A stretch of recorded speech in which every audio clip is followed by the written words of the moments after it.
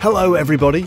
As always, my final playlist video for the year is a rundown of my 10 favourite games of the last 12 months. Some will be quite obvious, some might be surprising, some obvious games won't show up at all.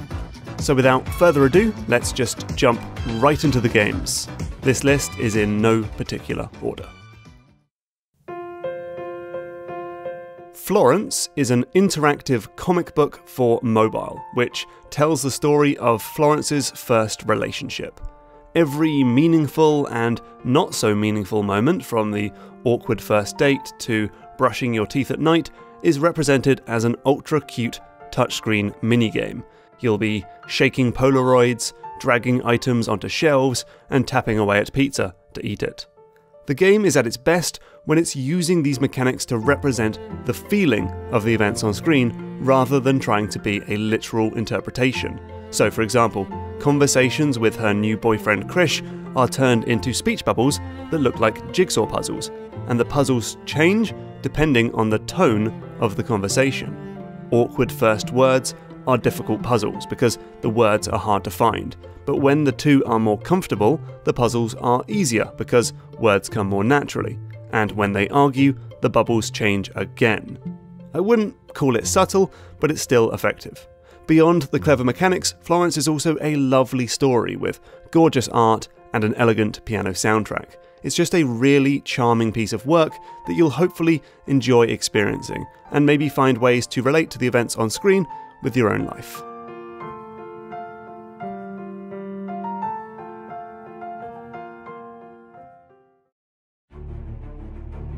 So Hitman 2 is a lot like Hitman 1. Each level is a carefully choreographed universe of clockwork people, and you are the spanner in the works.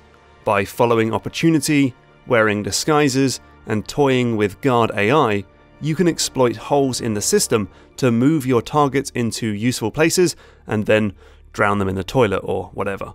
Your first few goes will be messy and ineffective, but as you learn the level, master your toolset, and make smarter plans, you can go for the tricky challenges like Silent Assassin, i.e. never get spotted, Suit Only, i.e. don't wear any disguises, and Sniper Assassin, i.e. kill all the targets with a sniper rifle. There's a really nice progression there. I've only played 2 levels, but each stage is so jam-packed with ideas, secret routes, disguises, and opportunities that you can, like me, really savour each stage and make them last, before finally calling that level mastered and moving on. Overall, Hitman 2 is slick. It absolutely nails the fantasy of being a silent assassin, and is also, surprisingly, very funny. I'm looking forward to playing the rest of the levels in the new year.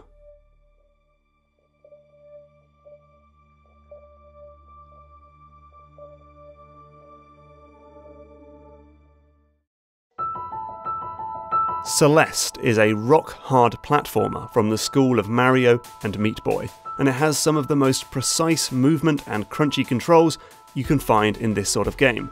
Hero Madeline moves effortlessly and elegantly as she jumps and dashes about, but then snaps back to the ground. She's not a floaty character, that's for sure.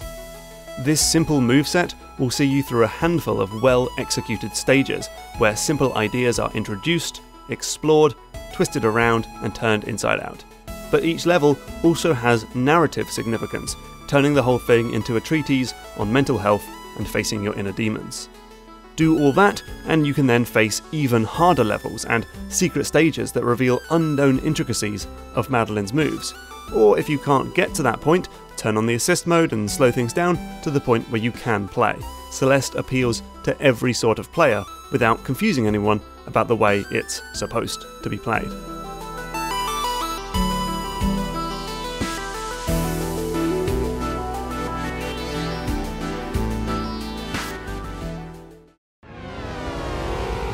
When Sony unleashed the PlayStation VR, it made a terrific demo for a VR platformer starring a tiny robot boy. Unsurprisingly, the clever bods at Sony have turned it into a fully fledged game, a charismatic, surprising platformer that meets up with Mario, not in terms of gameplay, but in terms of sheer joy. Each level hides surprises, little moments of interactivity, or clever platforming setups, or unforeseen changes to the gameplay that means you'll spend most of the game with your mouth agape or in a wide smile. It really is just a pleasure to slip into any one of the game's worlds. And then I just love the way it gets the player involved in the game. Enemies shoot goop and kick footballs directly at your face. You can then smash scenery by headbutting it, and your PS4 controller, which wobbles about in real time, can turn into a water pistol, a grapple hook, a slingshot, and more.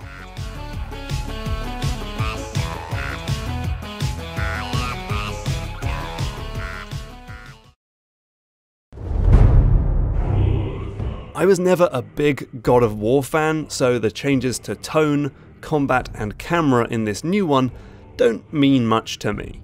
For me, this was simply an exciting adventure about the rocky relationship between father and son, mixed in with some titanic boss fights, some tricky combat challenges, and lots of fascinating lands to explore. The thing I loved most was that this wasn't scared to still be a video game. Sure, it's a narrative experience with a heartfelt, emotional tale about family, but it's not a po-faced movie wannabe like some games we've seen recently. Kratos still solves contrived puzzles, still has mad unlockable moves, still finds secret boss fights, stuff like that. You can pretty much ignore all of the story stuff if you so please, and just get a fun combat romp with one of the most interesting weapons we've seen in a while, that fun, satisfying, versatile Leviathan axe. I can still hear that recoil sound when I'm trying to fall asleep.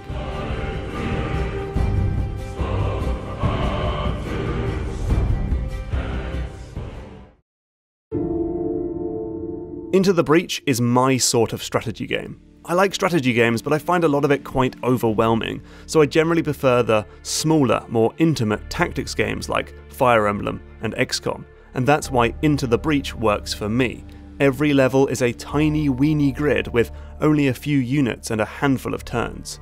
And it also turns strategy game design on its head.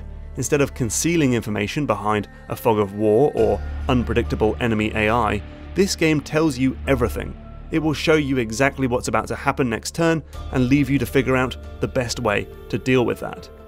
That might involve exploiting the enemy's plans to make them attack each other, or sacrificing one of your units to protect an important resource, or using a special attack to really change things up.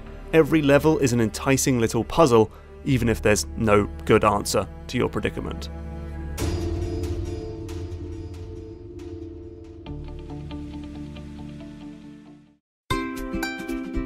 Like Hitman 2, Overcooked 2 isn't a massively unique game. It's everything you remembered from the first one, a creative, co-op game about working in a kitchen. 1 to 4 friends cooperate to cook meals, deliver them, and then someone please just wash up the damn plates, while the kitchen around you explodes or spins around or is covered by lava. This sequel really ramps up the silliness. There are levels on hot air balloons, in a Hogwarts-style castle with magically moving ovens, and in sushi restaurants that really overdo it with the conveyor belts. And a new throwing mechanic adds to the mayhem as food can be flung across gaps and from across the kitchen and into a blender. Not much more to say about this one, only I had a blast with it and would be remiss not to include it on this list.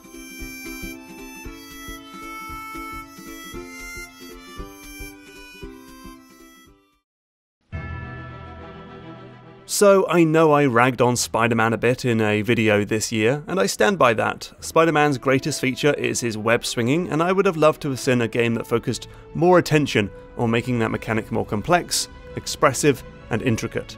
Or at least bump up the skill ceiling by a few more floors. But that being said, this is still a really enjoyable superhero game with fun combat, a good storyline that doesn't retread a lot of old ground, and a very satisfying way to get around the world. It looks sharp too, and has the sort of admiration for the character that you'd expect from a headline game like this. There's still lots I don't like, the crappy puzzles, the horrible stealth sections, and so on, but I still very much enjoyed my time with this one and would happily see a sequel.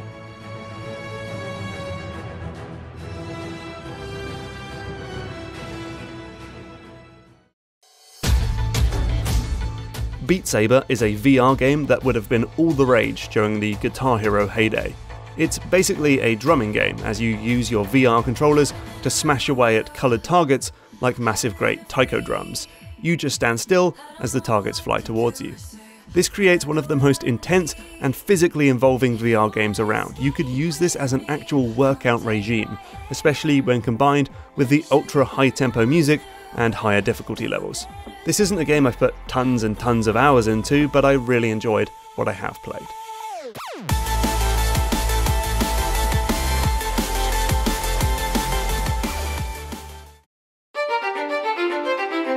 And finally, Return of the Obra Dinn. This game comes from Lucas Pope, creator of Papers, Please, and it is, quite clearly to me, the best detective game ever made. So you're on a ship where all 60 crew members have disappeared, and you have a magic pocket watch that can take you back to the moment of that person's death. You then need to write down how that person died, which is usually quite easy, and who they are, which is often a lot harder. To figure that out, you'll need to look for clues and hints all through the game, especially in the other death vignettes. The things people say and do just as their pals are dying give away the identity of different crewmates, but in ways that require you to think critically and make logical deductions. So you'll play the whole game with a pad of paper by your side, making notes about accents, locations, relationships, and scraps of dialogue that could prove useful, and when you figure something out, boy, that rush is sensational. Definitely my favourite experience of the year.